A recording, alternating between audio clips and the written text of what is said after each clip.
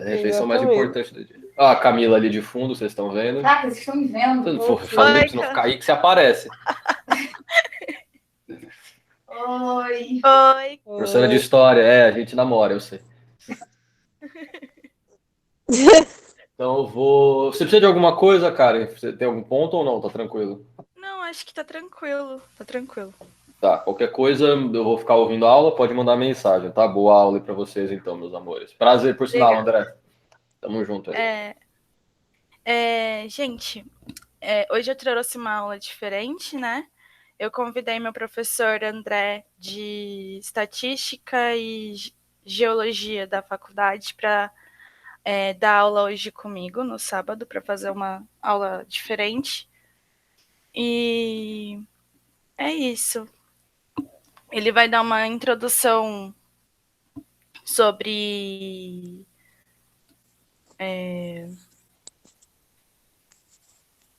uma introdução geral sobre o planeta Terra. E depois vai falar um pouquinho sobre a universidade em si. E aí, se vocês tiverem alguma dúvida sobre a aula passada, me pergunta, que aí eu já respondo também. Pode ser? Beleza. Bom dia, tudo bem, gente? Bom dia. Bom dia, professor. Bom, sou o professor André, do Instituto Federal de São Paulo, e eu vim conversar um pouquinho com vocês sobre a geografia, sobre o planeta Terra, sobre o que a gente faz na universidade, tá? Inclusive, eu trouxe uma breve discussão aqui sobre terremotos, vulcões, para incentivar, motivar o estudo dentro dessa área, tá? Eu preparei uma apresentação aqui, tá, Karen? Se eu puder apresentar, Pode apresentar, professor. vou abrir uma guia aqui.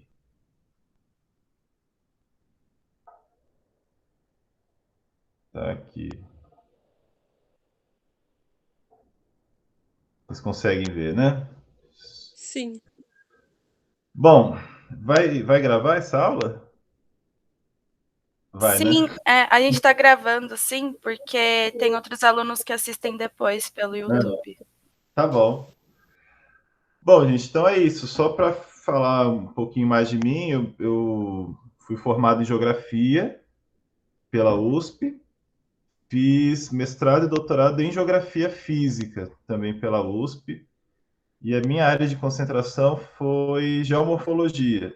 Então, todos os meus estudos do mestrado em Seria isso. direito foram sobre o relevo da Terra. Ah, tá. Geomorfologia basicamente estuda o relevo da Terra, as formas do relevo, os materiais que sustentam o relevo, os processos que dão origem ao relevo, e tem muitas aplicações na vida prática, como, por exemplo, evitar desastres relacionados a deslizamentos, inundações, e também ao planejamento ambiental.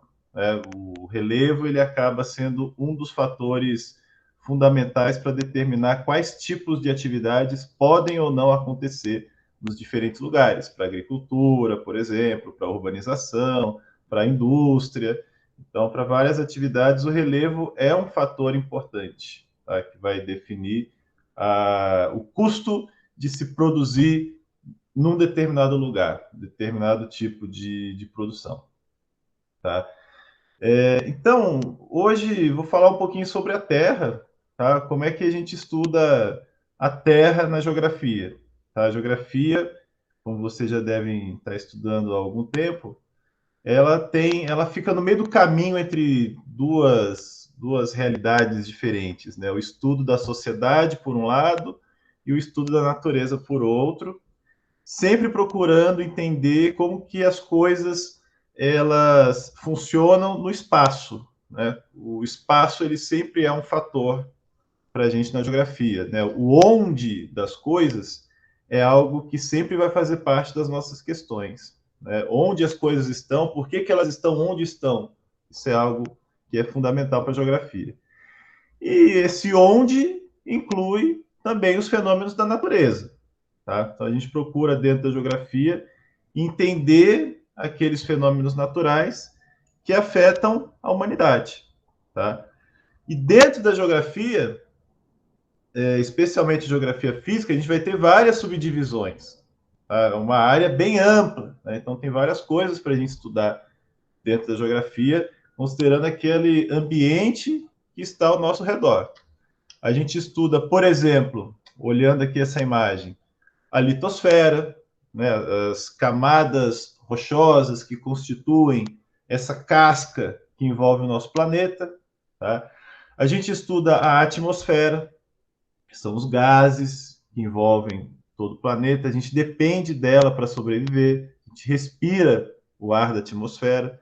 A hidrosfera também, que é necessária para nós, todas as águas do planeta estão envolvidas nessa chamada hidrosfera, e a biosfera, que é a camada dos seres vivos. Né? Então, todo o conjunto de seres vivos que a gente tem no planeta, inclusive nós mesmos, nós somos seres vivos, fazem parte da biosfera. Tá? Então, a geografia ela se preocupa em entender todos esses componentes e as interações entre eles. Tá? Não apenas pegar, estudar separado. A rocha é isso, o ar é aquilo, a água é aquilo outro, mas entender as relações. Porque é das relações entre todas essas camadas que a gente tem o surgimento do relevo, por exemplo. O relevo ele surge quando eu tenho uma determinada rocha, num determinado clima, com a ação da água, com a ação dos seres vivos.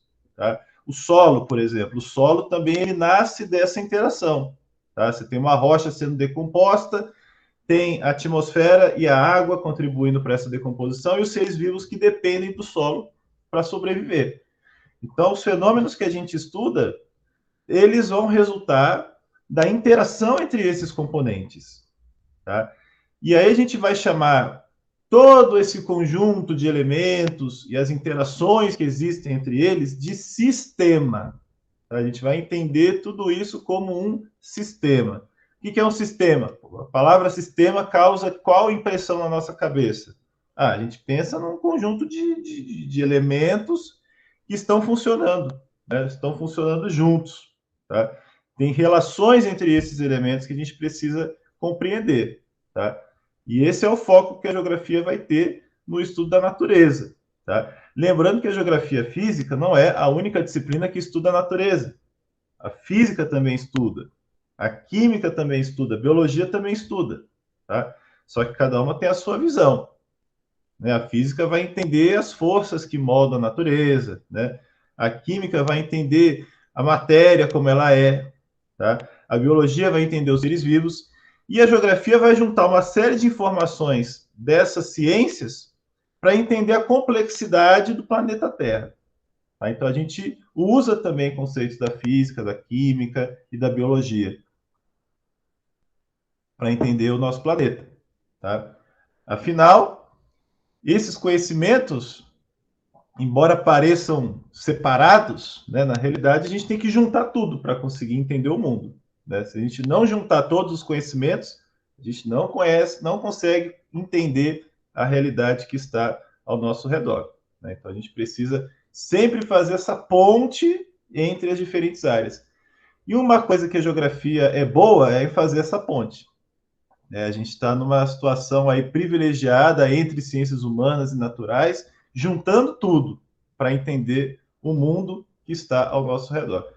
E eu vou dar um exemplo aqui para vocês, que é essa discussão, uma discussão aí para a gente introduzir alguns conceitos. Se existem terremotos e vulcões no Brasil, tá? Todo mundo já ouviu falar que o Brasil é um país tranquilo em relação a desastres naturais, que aqui não tem terremoto, que aqui não tem vulcão, não tem problema nenhum, né? Todo problema é causado pela sociedade, né?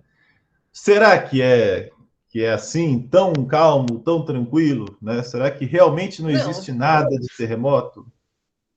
Debaixo da terra existe, só que é um pouquinho mais leve, eu acho. Pois é um pouquinho mais leve. Aí a gente vai tentar entender por que isso acontece. Por que é um pouco mais leve? Será que sempre vai ser leve assim? Também é uma coisa interessante para a gente refletir. Será que vulcão, a gente não vai ver nenhum vulcão explodir na nossa vida aqui no Brasil? Então a gente vai discutir um pouquinho essas questões, tá? Tentar, dentro do meu tempo aqui, fazer essa breve discussão. Então, só para a gente ter uma ideia do que é um terremoto, tá? Terremoto, na realidade, é um termo que descreve as vibrações que a gente sente na superfície quando passam ondas sísmicas, tá? As ondas sísmicas, elas vão dar origem aos terremotos, né? E essas ondas, elas nascem quando existe uma falha. O que é uma falha?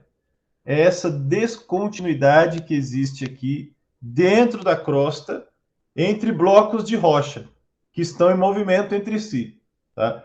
Então, esses blocos de rocha estão em constante compressão, estão sendo comprimidos.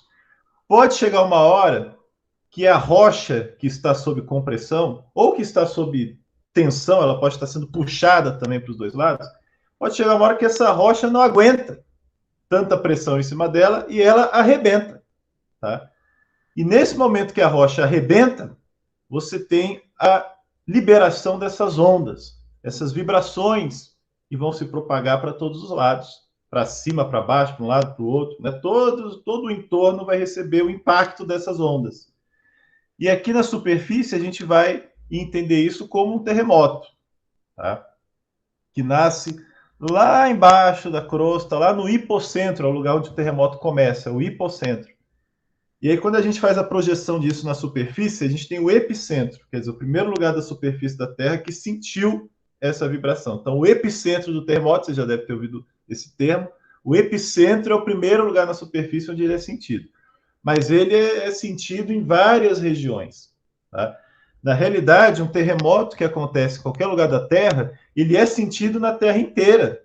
Não por nós, porque a gente não consegue sentir todos os terremotos. Mas aparelhos bem sensíveis são capazes de sentir e registrar os terremotos, que são os chamados sismógrafos, tá? Então, o mundo inteiro tem uma rede extensa de sismógrafos, tá? Que são aparelhos especializados em medir os terremotos. E o que é interessante nesse sismógrafo? Tá? Que ele nos levou a compreender que o terremoto não é uma coisa assim homogênea. Tá? Vibrou tudo de uma vez e acabou. Tá? Na realidade, o sismógrafo vai mostrar que o terremoto ele é feito de vários componentes.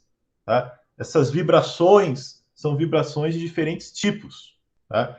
Tem aquelas vibrações que chegam primeiro e que movimentam a Terra de um jeito. Tem aquelas vibrações que chegam depois e produzem um outro tipo de movimento. E tem aquelas que chegam por último, que fazem um movimento mais caótico. Tá? E isso levou a gente a fazer uma classificação dessas vibrações. Onda P, onda S. Onda P é a onda que chega primeiro, onda S é a onda que chega em segundo lugar. Depois tem outras ondas que receberam nomes específicos, ondas Love, ondas Rayleigh, né? Então, aqui nessa imagem, a gente tem esses diferentes tipos de ondas. Tá? As ondas que são liberadas quando acontece um terremoto. Tá? Onda P, onda S, lá na física, vocês ou já estudaram ou vão estudar ondas. Tá? São as mesmas ondas que se estudam lá na física. A gente não vai criar, né, inventar a roda de novo aqui na geografia. Então, o conhecimento da física que a gente está aplicando para entender o fenômeno da geografia. Tá? Onda P, onda S, onda Love, onda Rayleigh, são diferentes maneiras da Terra vibrar. Tá? Na onda P, você tem a compressão e a rarefação. Tá? Ou seja, igual ondas sonoras. Quando eu estou falando aqui, eu estou produzindo ondas também que estão comprimindo o ar ao meu redor. Tá? E aí essas ondas, elas vão ser captadas por meu aparelho eletrônico, que vai levar um sinal eletrônico para o seu aparelho. E o seu aparelho vai reproduzir aquilo que eu fiz de vibração. E aí você vai ouvir a minha voz, tá? Que são ondas sonoras. Tá? O terremoto é basicamente isso também. As ondas P são ondas de compressão que vão aparecendo dentro da Terra e vão se propagando dentro da Terra. Tá? A onda S, ela é uma onda que a gente chama de cisalhante.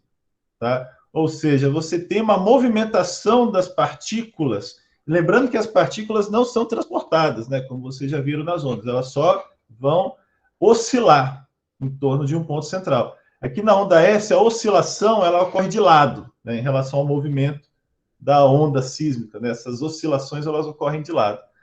Tá, mas o que tem a ver isso aqui com a geografia, né? O que interessa para nós esses tipos de onda? O que interessa para nós é que essas ondas elas vão mudar de velocidade e elas vão acontecer ou não, dependendo do tipo de material que está sendo atravessado. E elas acabam ajudando a gente a entender o interior da Terra.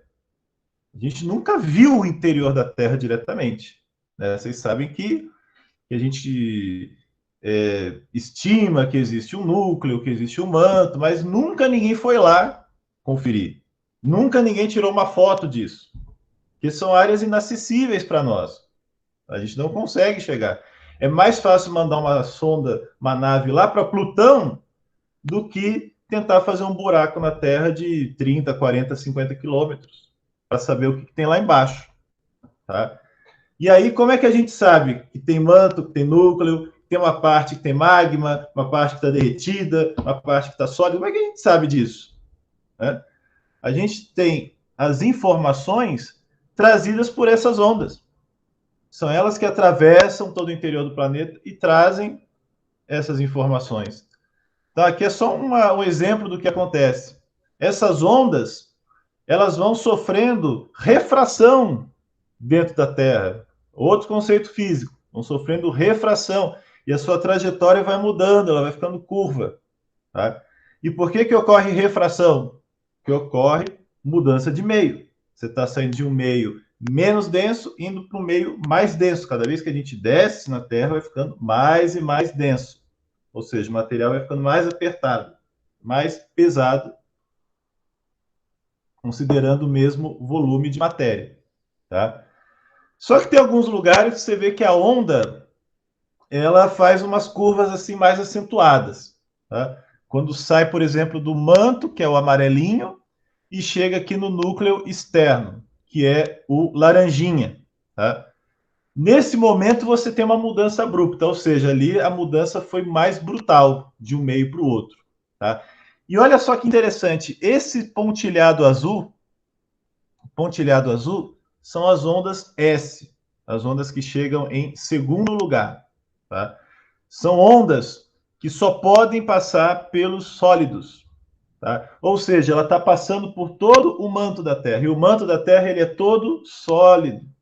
Tá? A crosta é sólida, o manto é sólido. Chega no núcleo, olha o que acontece. Esse laranjinha aí, o núcleo externo. A onda S não passa por ele. Sabe o que significa isso? Que ele não é sólido. O núcleo externo não é sólido, ele é líquido. Tá? E isso é muito importante para a gente entender fenômenos que acontecem na Terra. Tá? O fato desse núcleo externo ser líquido tem a ver, por exemplo, com o fato de ter um campo magnético.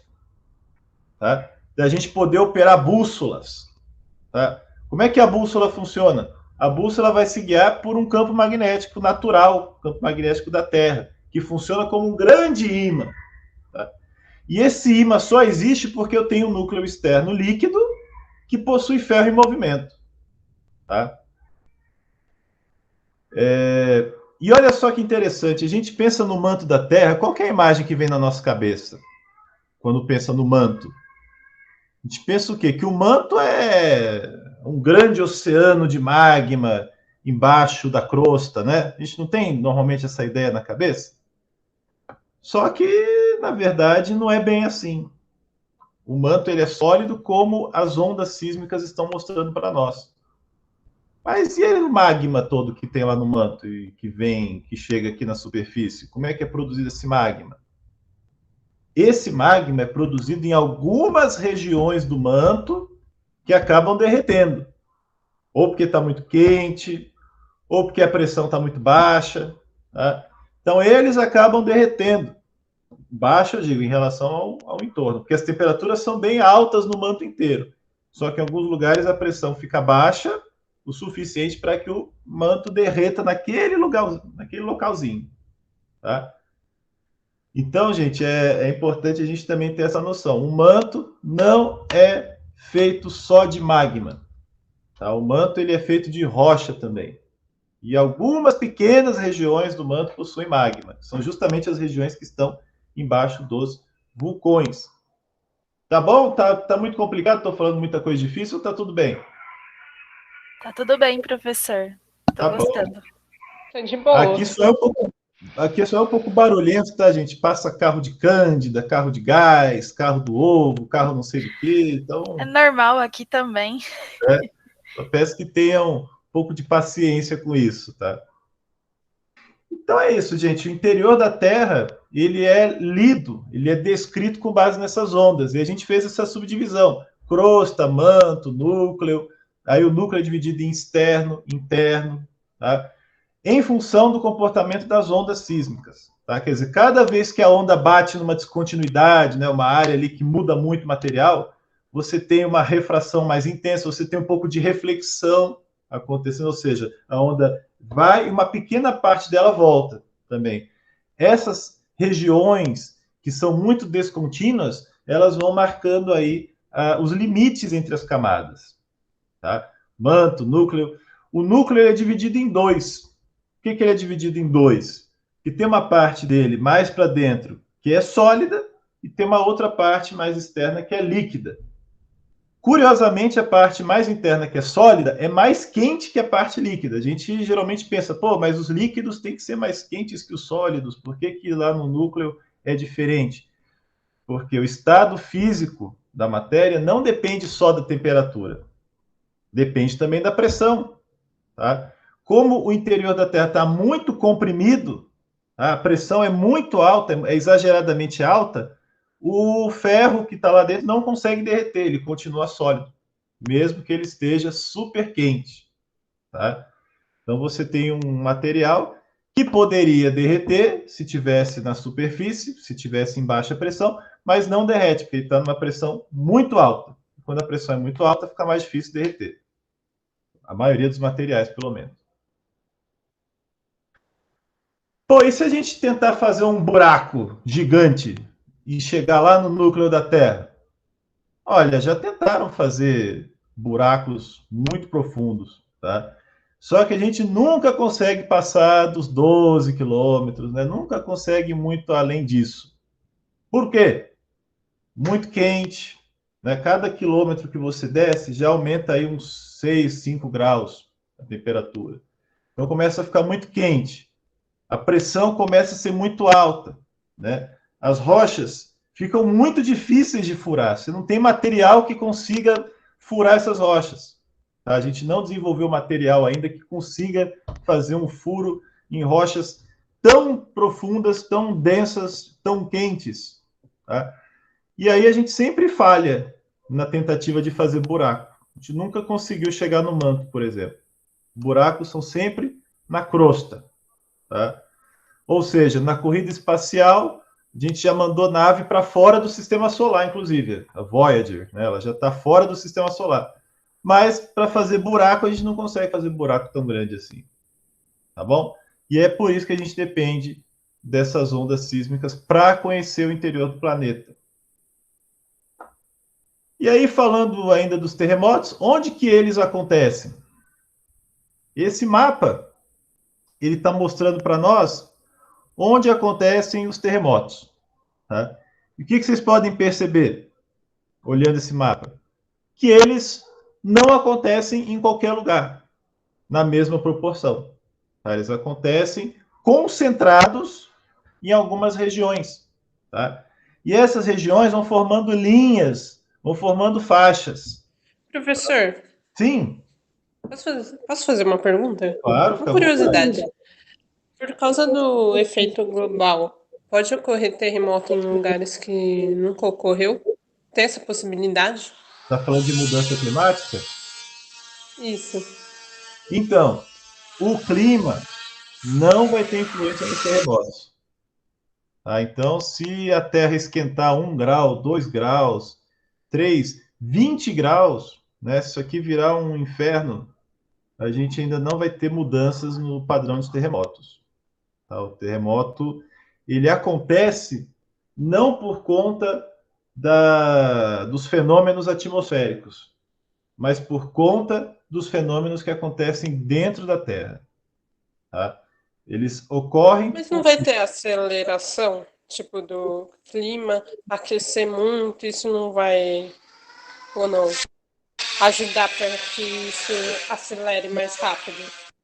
Então, o clima ele não altera em nada, porque tudo aquilo que movimenta as placas tectônicas está relacionado a fenômenos que ocorrem a grande profundidade. Tem a ver com movimentos que existem dentro do manto, movimentos de convecção, né?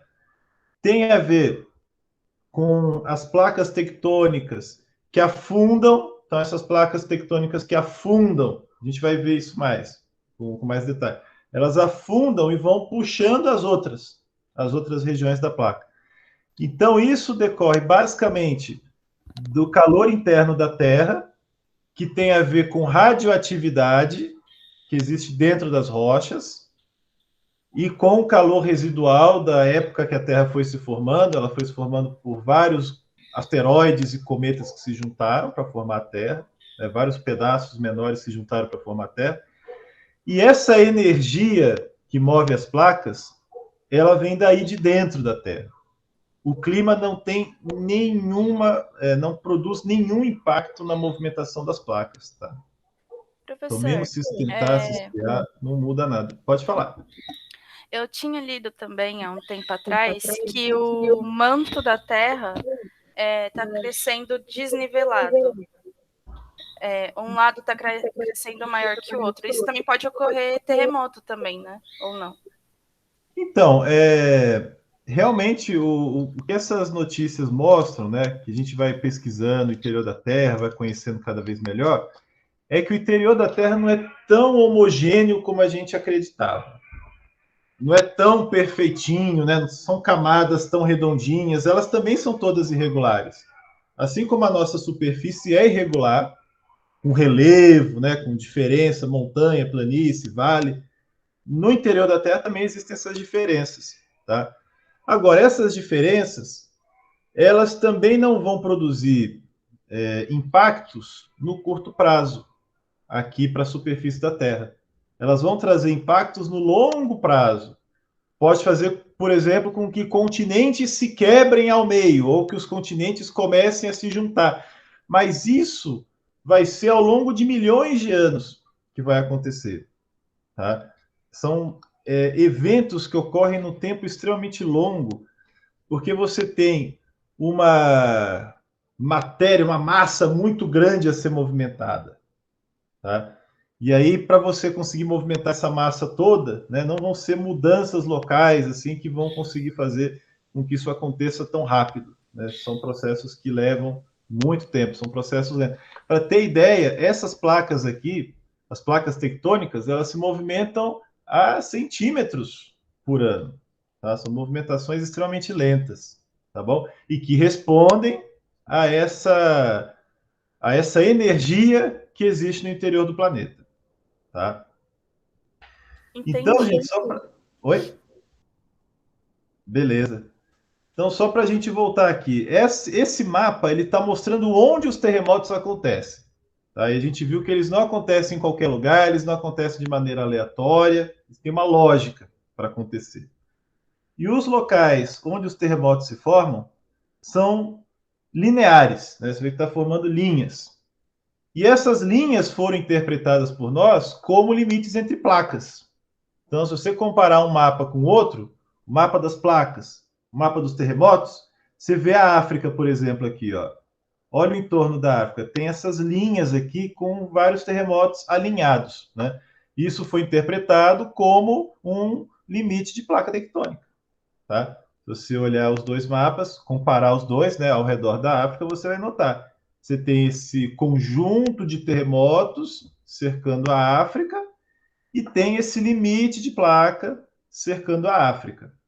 Tá?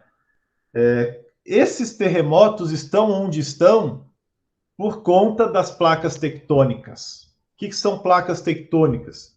São pedaços da litosfera, pedaços sólidos, pedaços rígidos, mas que têm contatos uns com os outros por meio de falhas, que são grandes rachaduras que acabam dividindo essa parte sólida da Terra em pedaços, né? Então, essa parte sólida da Terra, ela não é uniforme, ela é subdividida, tá? Tipo uma bola de futebol, né? A bola de futebol também é dividida em pedaços, né? Tem vários pedaços ali que são costurados para fazer a bola, né? A Terra também é uma grande bola que tem vários pedaços também. E esses pedaços, diferente da bola de futebol, no caso aqui da Terra, eles vão se movimentando. São pedaços que se movem com o passar do tempo. E essas movimentações desses pedaços vão produzir o quê? Vão produzir muitas pressões nos contatos entre elas.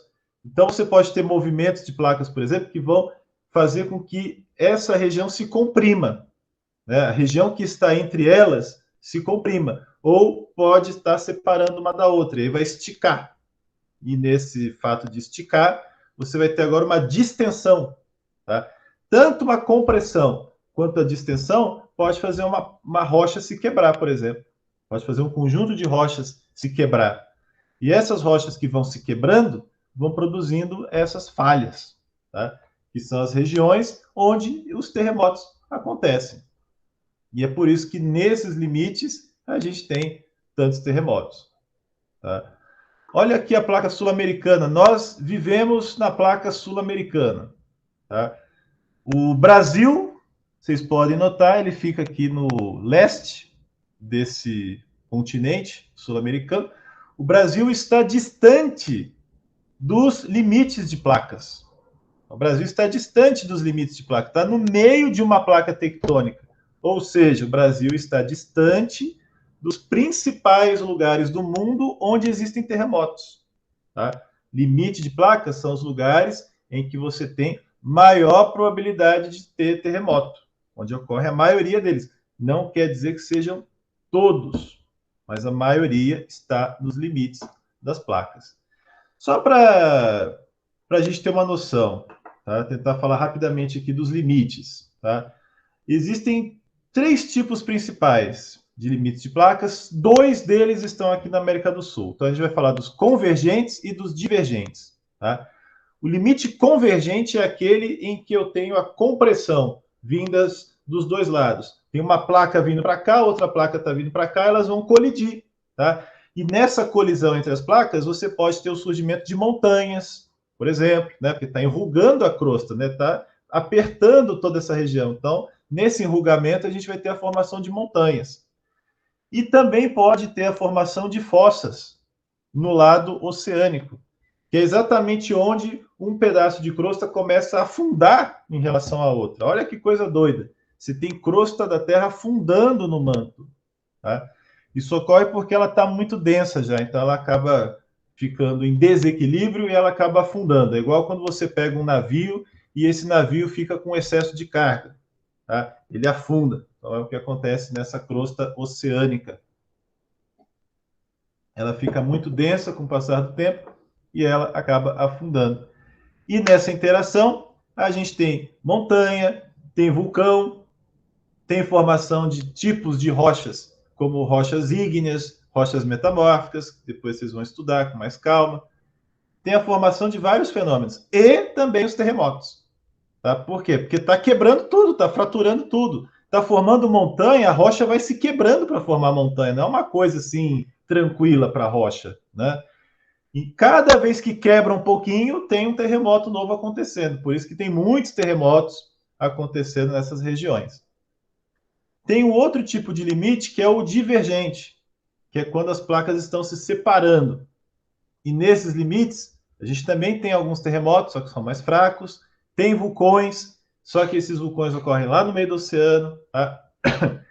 E eles vão contribuindo para abrir os oceanos, porque está separando, né? Os continentes estão se separando e entre eles, por meio do vulcanismo, vai aparecer uma crosta oceânica, uma crosta diferente, feita de material diferente, que está lá no fundo do oceano, que é um material magmático, tá? É um magma que vem lá do manto, tá? E que cobre o fundo dos oceanos.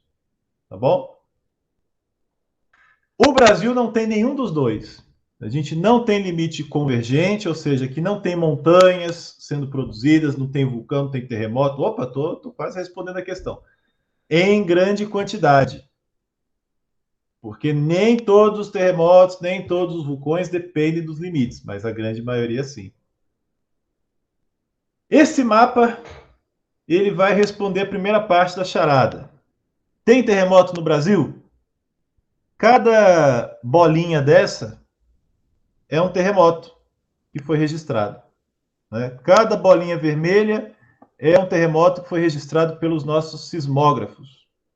Cada bolinha azul é um terremoto histórico, ou seja, existem relatos deles, né? Pessoas que sentiram esses terremotos, casas que racharam, mas não chegaram a ser medidos por aparelho.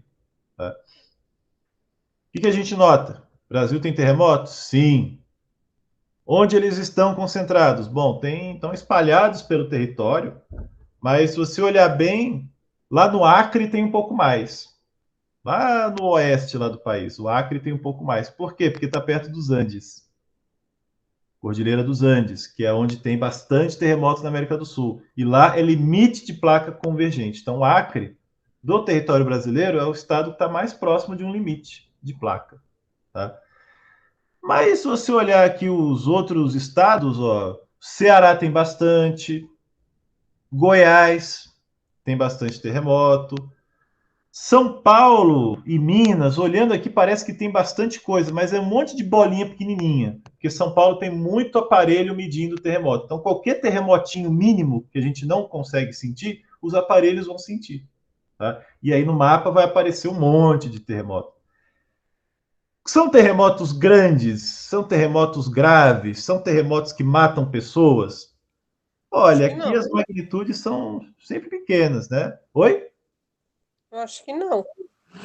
Pois é, nesse mapa aqui a gente está vendo a magnitude 5, magnitude 6, né? Aqueles terremotos grandes que produzem desabamentos, né? Que as pessoas morrem neles, geralmente tem 7 graus para cima, 8, 9 são os maiores terremotos que a gente conhece na Terra, né? 9 graus na escala Richter, que é a escala que a gente usa para medir terremotos. Uma coisa interessante da escala Richter é o seguinte: cada vez que eu aumento 1 grau, a intensidade do terremoto aumenta 10 vezes. Então, o terremoto 6, de 6 graus da escala Richter, é 10 vezes pior que o terremoto de 5 graus. 7 graus é 10 vezes pior que 6. 8 graus, 10 vezes pior que 7. 8 em relação ao 6 já é 100 vezes maior. O terremoto de 9 graus em relação ao terremoto de 6 graus é 1000 vezes mais intenso. Tá? Então, a intensidade ela realmente aumenta muito quando a gente está pensando nesses terremotos de 7, 8, 9 graus. Então, no Brasil, historicamente, não temos terremotos de grande intensidade, terremotos que matam pessoas. Já tivemos terremotos que causaram danos em construções, algumas rachaduras foram produzidas em alguns lugares, mas nada de muito grave. Isso não quer dizer, porém, que seja impossível ter terremotos graves no Brasil. Isso não quer dizer nada, tá? Não quer dizer que seja impossível.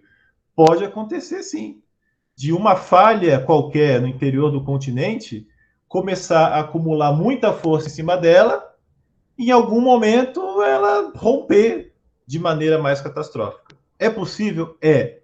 É provável? Não, não é provável. Tá? Não é provável que isso aconteça no nosso tempo de vida. Tá? Para isso acontecer, tem que ser daqui a milhares de anos, provavelmente. Tá? Então, podemos ficar relativamente tranquilos no Brasil. Esse é um mapa que mostra o perigo de terremotos no Brasil e, em praticamente todo o território, o perigo é baixo. Em branco é o mais baixo de todos, né? Verdinho ainda está baixo. O amarelo já é um perigo moderado. E onde que a gente tem perigo moderado? Lá no Acre e no Ceará. Tá? No Acre, por conta dos Andes, e no Ceará, porque existem falhas locais que se movimentam. Mesmo estando dentro da placa tectônica, existem falhas que também podem se movimentar. Que a natureza não é tão perfeitinha como os nossos modelos, como as nossas tentativas de explicá-la. Né? A gente sempre tenta simplificar muito a realidade. Ah, terremoto só pode acontecer ali. Não, mas não é só ali, também tem lá, né? Tem em outros lugares também. Então, existem exceções, sim, na natureza. E os vulcões? A gente tem vulcão no Brasil? Olha esse mapa. Esse mapa está mostrando os principais vulcões da Terra. A gente até colocou o Pacífico no centro, que, aliás, é o oceano menos pacífico da Terra, pois ele é cheio de vulcões, é o que tem mais tempestades, é o maior oceano, né? Então ele não é pacífico, ele está cheio de vulcões. Professor, posso fazer uma pergunta? Claro. O vulcão, ele tem influência com o mar? Dependendo do território que ele esteja? Ah, sim. Olha, o mar ele nunca vai impedir um vulcão de entrar em erupção. Tá? Por que, que o mar não impede? Porque para um vulcão entrar em erupção, ele tem que remover primeiro as rochas que estão em cima dele. Tá? Ou seja, por isso que tem aquela explosão. Tem explosão porque é o momento em que aquelas rochas que estavam em cima do vulcão são jogadas para cima. Tá? A água dos oceanos é muito mais leve do que isso. É muito mais leve do que as rochas, né? Considerando a quantidade de água, considerando a quantidade de rochas, considerando a densidade de ambos, a água não vai exercer uma força suficiente para impedir que os vulcões operem. Tá? Então, os vulcões eles são meio que indiferentes à água. Tanto que você pode ver que dentro do oceano também tem muitos vulcões. Tá? O Havaí, por exemplo, né, é um conjunto de ilhas vulcânicas que nasceu lá embaixo do mar. Tá? Agora, nos detalhes dos processos vulcânicos, aí sim a água ela vai ter sua influência, né? Considerando o tipo de fluxo que vai ter do magma, mas aí são detalhes. Tá? São detalhes que a gente nem chega a trabalhar aqui. Tá? Considerando a morfologia do magma, aí é possível saber se ele veio de um ambiente com água ou não. Tá? Mas a gente não chega nesse detalhe. Oi? Tá Não, bom. só tô concordando, beleza. Tudo bem. Então veja, esse mapa de vulcões mostra para nós que eles também ocorrem principalmente ao longo de limites de placas tectônicas. Mas nem todos, tem alguns que ocorrem dentro da placa. O Havaí, por exemplo. O Havaí é um conjunto de ilhas vulcânicas que ocorre dentro da placa tectônica. Lá nos Estados Unidos, Yellowstone, lá tem um super vulcão. É um mega vulcão. Se um dia entrar em erupção, vai acabar com os Estados Unidos. É um vulcão imenso, um vulcão gigantesco, e que demora milhões de anos para acontecer a erupção vulcânica. Mas quando acontece, cobre o continente inteiro de cinzas. Esse vulcão de Yellowstone ele também está no meio de uma placa. E também não é vulcão de limite de placa. Então a gente precisa entender como que os vulcões se formam. Tá? Basicamente, você tem que ter a formação de magma em algum lugar do manto para que os vulcões apareçam. Tá? Como falei para vocês, o manto não é um oceano de magma. Tá? Nós não estamos flutuando em cima do magma na crosta. Tá? O que o manto é uma camada sólida. Porém, algumas regiões do manto podem derreter. Quando? Quando aumenta a temperatura, quando diminui a pressão, porque a pressão ela altera o ponto de fusão. Se a pressão está muito alta, tem que estar mais quente para derreter. Se a pressão está baixa, não precisa ser tão quente assim, aí derrete a rocha. Tá? Ou até quando entra água no manto. O manto da Terra ele é cheio de água.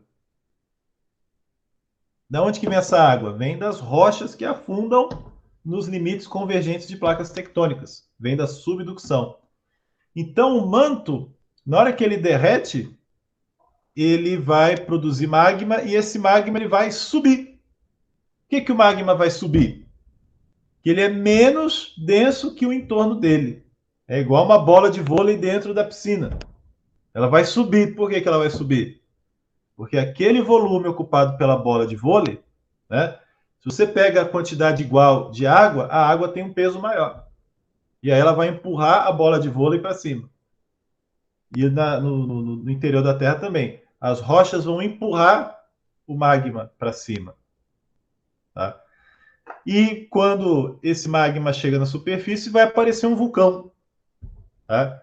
O vulcão ele pode ter várias morfologias diferentes, né? Isso aqui é um modelinho simples, em que você tem uma cratera lá no topo de uma montanha, a partir dessa cratera você tem a saída principal do magma. Na hora que esse magma chega na superfície, a gente chama de lava, mas na prática é a mesma coisa, é rocha derretida, misturada com alguns gases e algumas partículas sólidas que estão lá no meio também. Alguns minerais que dependem de temperaturas muito altas para derreter, continuam sólidas lá dentro do vulcão, né? Essas montanhas elas se formam pelo acúmulo de material magmático, né? Então você pode ter vulcões em forma de montanha porque vai acumulando, né? Magma que solidifica, cinzas vulcânicas que vão ficar também ali acumuladas, né? Então é tudo acúmulo de material de origem vulcânica que vai formar esses cones. Existem outros tipos de vulcão que a gente também conhece, que são vulcões em forma de fissuras, né? São erupções fissurais. Na verdade, a gente não conhece eventos atuais de vulcões assim, mas no passado da Terra já houve formação de vulcões desse jeitão assim. Quando uma grande extensão da rocha se abre e tem um monte de magma que vai sendo extravasado por meio dessa longa fissura que se desenvolve, tá? Essas são as erupções vulcânicas mais catastróficas da Terra, em que nós tivemos sorte de nunca ter visto, tá? Só que os dinossauros viram. Os dinossauros viram e eles começaram a ficar muito mal por causa disso, tá? Porque esses vulcões, eles alteram o clima do planeta. Está liberando muito gás, está liberando muita cinza, muita poeira. Então, tudo isso entra na atmosfera e mexe com o nosso clima, tá? Dependendo do tipo de matéria que sai desse vulcão, você pode ter uma alteração do clima, deixando ele muito quente ou muito frio, tá? E os dinossauros sofreram com isso um pouco antes do meteoro cair. Ou seja, tinha muito vulcão na Terra naquele momento, desse estilo aqui, e além de tudo, caiu o meteoro. Aí o meteoro caiu, acabou com a graça, né? Professor, posso fazer uma pergunta? Claro, fique à vontade. O meteoro com o vulcão tem uma atração ou não? Ou isso é teoria? Não tem Não, nada a ver. então, são dois fenômenos completamente independentes, tá? O fato de ter mais vulcão ou menos vulcão não atrai os meteoros. O que atrai meteoro? É a gente ter um planeta muito grande, planeta que tem muita massa, né? Que gera o quê? Gera um campo gravitacional. Você tem a gravidade aí da Terra puxando os asteroides, puxando os cometas para cá. E é isso que vai atrair os asteroides. Se eu tiver vulcão em erupção ou não, a massa da Terra vai continuar sendo a mesma, tá? Então, a existência deles não muda em absolutamente nada a existência de meteoros caindo aqui na Terra, tá bom? Okay. Agora, o contrário pode acontecer. Se tiver um meteoro caindo na Terra hoje, isso pode estimular a produção de material vulcânico naquela região, porque está esquentando demais a crosta ali. Então vai ter derretimento, né? Vai derreter.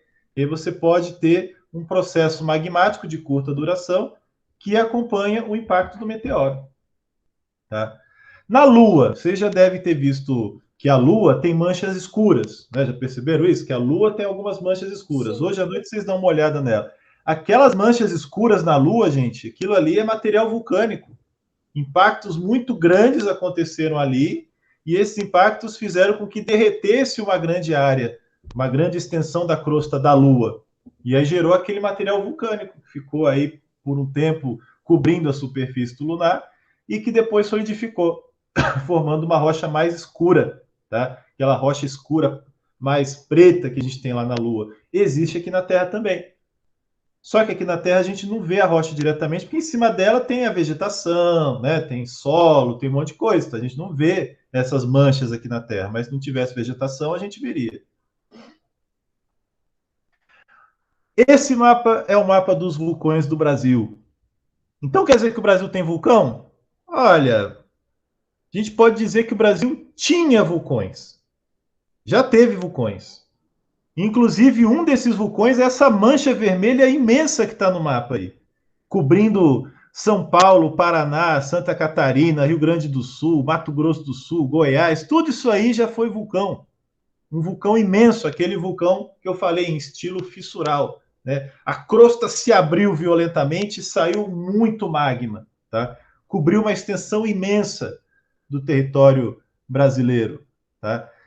E sabe o que é interessante? Que todo esse magma que foi liberado naquela época e virou rocha está até hoje aí, tá? Formando grandes extensões de basaltos, tá? E sabe o que é mais interessante ainda sobre esse basalto? Que é uma rocha rica em ferro, é que boa parte desse basalto que estava na superfície, ele se decompôs para formar um solo muito fértil, tá? Que são chamados de terras roxas. Tá? As terras roxas que existem no oeste de São Paulo, no Paraná e Santa Catarina. Santa Catarina já não é terra roxa, aí o clima já não permite, mas São Paulo tem terra roxa. Por conta do material vulcânico que existiu aqui. Há quanto tempo? Foi ano passado? Não, foi há 100 milhões de anos. É muito antigo isso. Coisa de 100 milhões de anos, na época que tinha dinossauro nessa região. Tá? Então, esse material vulcânico, ele está até hoje aí. Tá? A Terra não conseguiu destruir esse material até hoje. E ele é muito útil para nós, porque ele produz um solo de altíssima fertilidade, um solo muito bom para plantar, para fazer agricultura, para produzir bastante, que é a terra roxa. Tá? Que é um dos fatores que explica a grande produtividade agrícola que a gente tem no interior de São Paulo. Claro que não é o único, né? A tecnologia ela é fundamental para ter produtividade, mas se você tem um ambiente natural ali favorável, isso é bom também, claro que é bom. Tá? É muito mais interessante produzir aqui em São Paulo do que no deserto do Saara, por exemplo. Né? Não tem dúvida disso. É possível plantar no Saara? Sim, com alta tecnologia é possível, mas sai caro. Né? Em São Paulo sai mais barato. Por isso que o Brasil também consegue produzir bastante alimento. Tem terra boa, tem relevo bom, né? Um relevo mais plano. Né? Como nessa imagem aqui, a gente pode ver a parte que superior, pelo menos, está plana. Né? Embora tenha um degrau muito grande, né?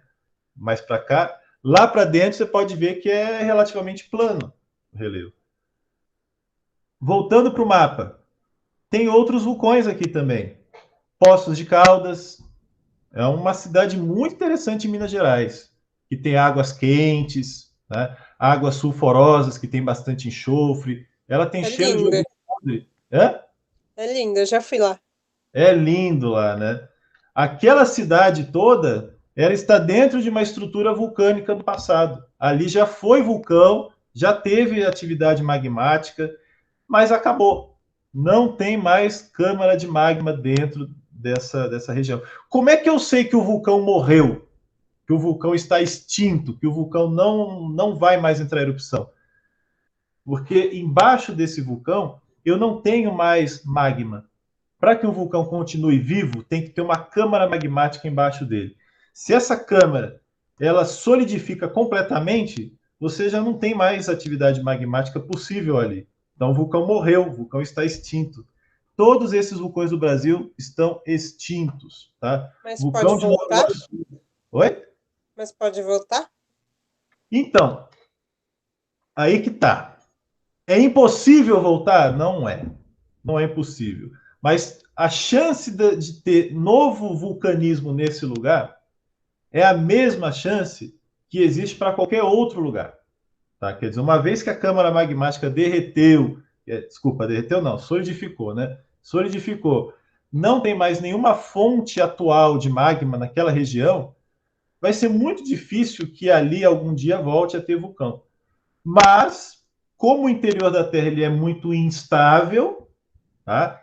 E até um pouco imprevisível, dentro do conhecimento que a gente tem, porque a gente não conhece tão bem o interior da Terra, pode ser que ocorra alguma anomalia do manto que leve ao surgimento de um novo vulcão em qualquer lugar da Terra. Tá? Então, em tese, qualquer lugar do planeta Terra pode ter novos vulcões. Para isso acontecer, tem que desenvolver uma anomalia de temperatura dentro do manto e a gente não conhece ainda os mecanismos que levam à produção dessas anomalias. A gente não sabe por que tem alguns lugares do manto que ficam muito mais quentes do que os outros. Tá? E isso pode acontecer, e foi o que aconteceu em Poços de Caldas. Né? Lá teve vulcão porque já teve anomalia no passado no manto. O manto ficou muito quente, não se sabe o motivo, ainda não tem explicação para isso, mas o que aconteceu depois a gente sabe. O manto ficou muito quente, derreteu, formou uma grande estrutura vulcânica, que até hoje se manifesta aqui na superfície de Poços de Caldas.